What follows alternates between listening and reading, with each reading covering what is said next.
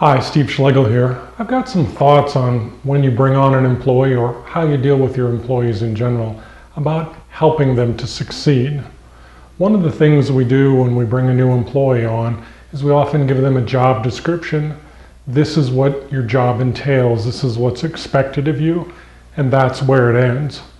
I would encourage you to think about a concept I call KPIs, Key Predictive Indicators.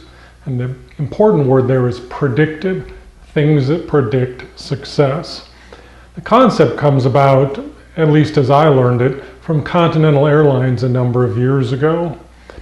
And when Continental Airlines needed to move up from the bottom of the ranks near bankruptcy to grow into a much better company at the time, they needed to find a way not to worry so much about statistics and statistical information and what employees were supposed to be doing, but to give them something actionable that if they would do that, it would lead to success for the airline as a whole. And so what they came up with was they sat down and said, what are the three most important things to our customers, the people that fly with us? And they had a little brainstorming session, and it comes down to probably the same things that you and I would choose with any airline today. The first was that they had on-time arrivals and departures. 2, they didn't lose my luggage.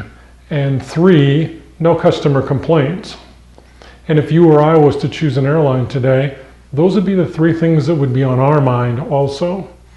And so he said, everyone in the airline needed to be focused on their part in achieving those 3 things.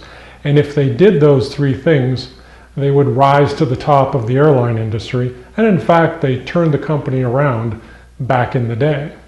So what I want you to think about is don't just give your employee a job description and say, go for it. Think about what are the 2 or 3 things that employee needs to do every day. The 2 or 3 things that are going to help them succeed. And so what might be it in your business? Could it be no customer complaints?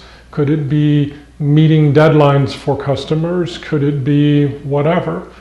But you as a manager or owner of a business knows probably for most of the positions within the company, if only they did these 2 or 3 things, they would do well.